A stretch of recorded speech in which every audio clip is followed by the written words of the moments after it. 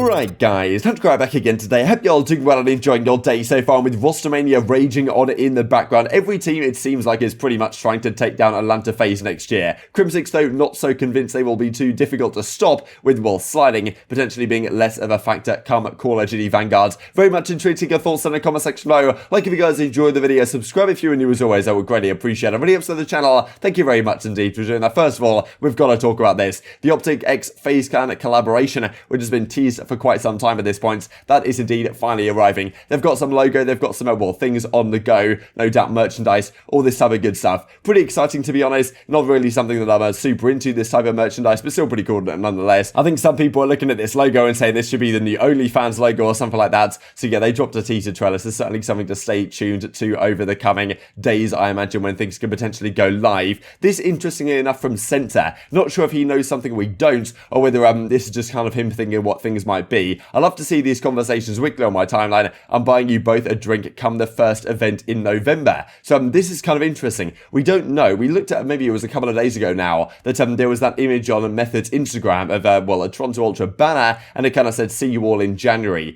Now, maybe Doug is getting very optimistic here about the possibility of a first event actually for this season being in November. So I don't know whether he means like challenger stuff or whether he means actually a proper event in person, like a live LAN, because that would of course be the ideal situation, I think, for us. November even is probably a bit early. Like, the game comes out right at the start of November. I would love to see the season start like less than pretty much a month after the game's release, because there's a lot that goes on in the first month. You got to figure out maps, you got to figure out what actually makes a fair bit of sense. But in Black Ops 4 it was perfect. The game came out like, I don't know, end of October, like start of November time, as it tends to do, and then like 7th of December there was an event in Las Vegas, and that was honestly pretty good. And then things change and the metro evolves over time, but having to wait until January, and even this year, like the end of January there was like the preseason event, and then like the start of February the league actually started. Like by the time like it gets down to the business end of the league, stage 4, stage 5, like it is summer, people are doing other things, like people lose interest, right? So I think it'd be much more sensible, to be honest, to bring the season slightly earlier on, and then like instead of ending the season earlier as well, like end maybe the regular season league play matches a little bit earlier, and then go in to do other things like major just tournaments pretty much for the rest of the season until the World Championship sometime in August. That'd be kind of what I'd like to see, and I think also it'd make way more sense to integrate league play earlier into the title, and you could gain a lot more interest, right, by actually having the CDL start a bit earlier in the season before the casual players' interests have gone elsewhere after a few months' time. So maybe something that Center is hinting at right there would be pretty good to see. This from the Academy. Last time Crimsix got dropped in the off-season, he won at Champs the very next season. Why would you ever summon an evil demon like this? And well, he's talking on the flank a couple of days ago. He was kind of throwing shots all over the place. How creative, now I'm catching strays. Somebody's a merge man, but no OpTic stuff, says Crim. But he's talking about Atlanta FaZe, right? Definitely they had their battles this season. They got pretty close to beating them at the stage 4 major finals. When it went all the way to the game 9, it was a 6-4.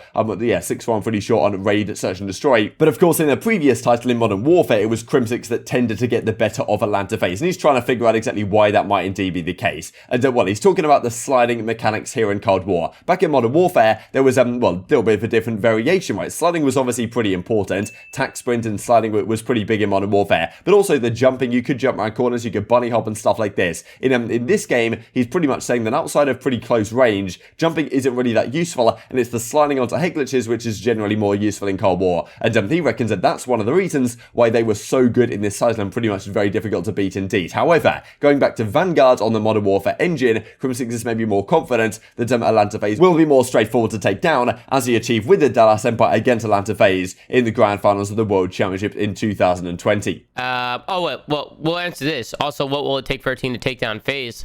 I think, for one, talent is important. I think you need talent on the team to take them down because they are very talented.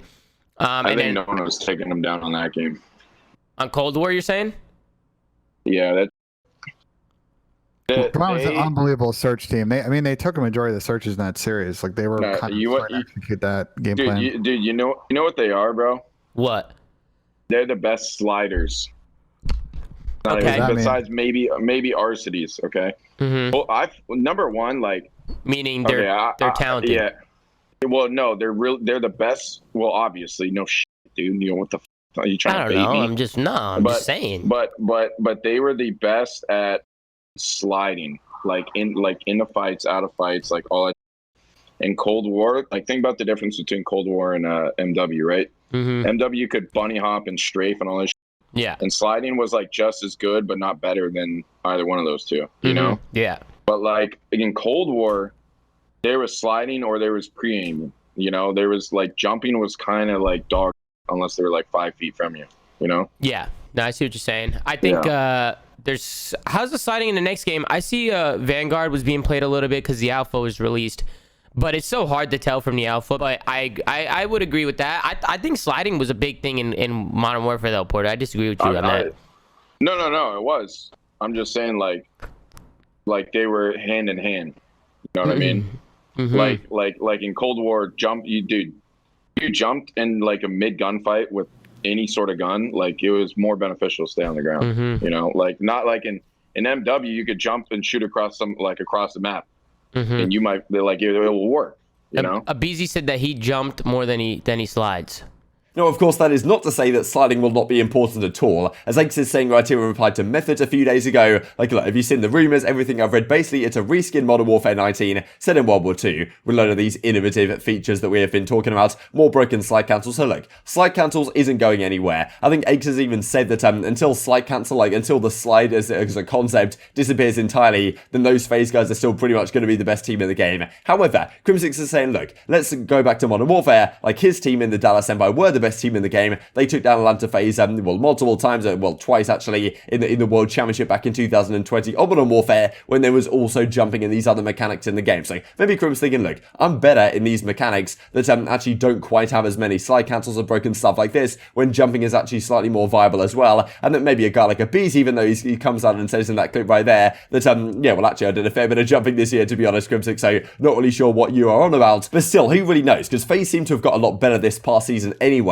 with the addition of Arcitys into their lineup. That seemed to make a massive difference to them, and that is really the scary thing. Who knows if Arcitys, if it was 4v4 in Modern Warfare, and Arcitys was then that team instead, and I don't exactly know what you do to that Dallas Empire squad. Maybe you get rid of Clayster or something, as they tended to do, as they actually did do when it went to 4v4. Then how good would this Atlanta FaZe squad of Cold War have been in that previous title as well? Was it the fact that it was 5v5 and there were, you know, MajorManiak and Priestahh maybe not quite up to the standard of the other players on the team, although they're still very good players?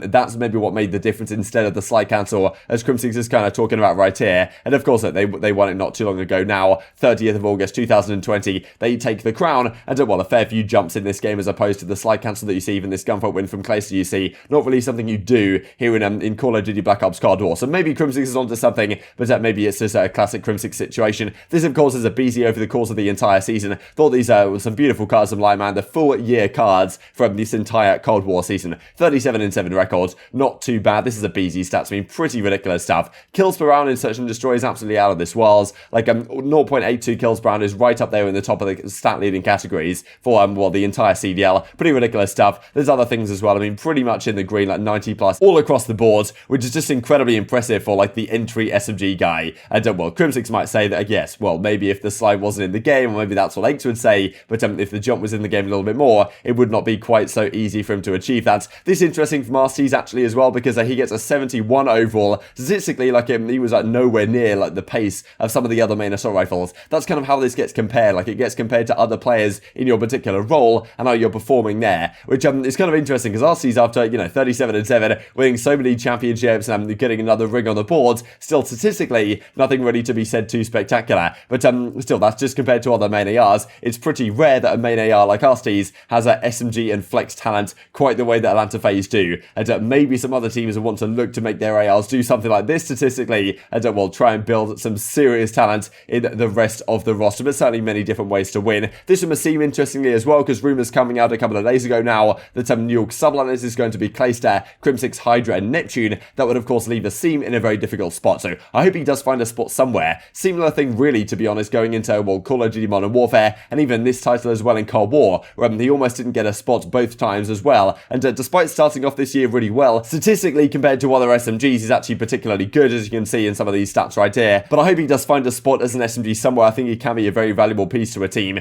But of course, MajorManiak keeps on chugging in the background. Wanted to finish off with a couple of interesting things. This from Parasite. We obviously talked about yesterday the Players Union falling through because other pros didn't want to step up, as Glacier was pointing out right here. And as Haggy says, look, if this isn't the epitome of our scene, then I don't know what is. Complacency for doing anything for the better of their careers is a plague, at least in 60% of the league. So a lot of Parasite effectively calling out a lot of the players in the league, saying, look, if these players didn't just do things for the betterment of their own careers and selfishly, then we could actually have a better Players Union that might help us out going forward. Another thing that I'm certainly hoping happens going into Call of Duty Vanguard is the return of snipers. We are certainly hoping that snipers aren't gentlemen's agreemented once again by pro players. Pamaj says right here, can pro players just promise us they won't GA snipers this year like they did last year? Since Vanguard, has marksman rifles, it'll probably end up being how it was for Modern Warfare, which is fine, but please do not GA it. We missed out on Simp versus Dashy snipe-offs, which we used to see have a great time against each other back in Call of Duty Black Ops 4, as it's just like, look, if Flinch is back, it'll be in. It was simply the easiest sniping ever released in Call of Duty back in Call of Duty Cold War that we played this year. And this is the community's perception from Deserto a few days ago. Do you want snipers to make their CDL return with Vanguard? Pretty much everyone is like, yes, let's get them back in the building. I'm very much intrigued to get your thoughts on all this stuff in the comment section below. Hope you guys enjoyed the video. If you did enjoy it, I'd greatly appreciate a like on the video. Really helps out the YouTube algorithm. I know you enjoy this content. Other people like you may enjoy this content as well. And I've grown the competitive Call of Duty community. Thank you once again as always. Take care. And I will see you next time.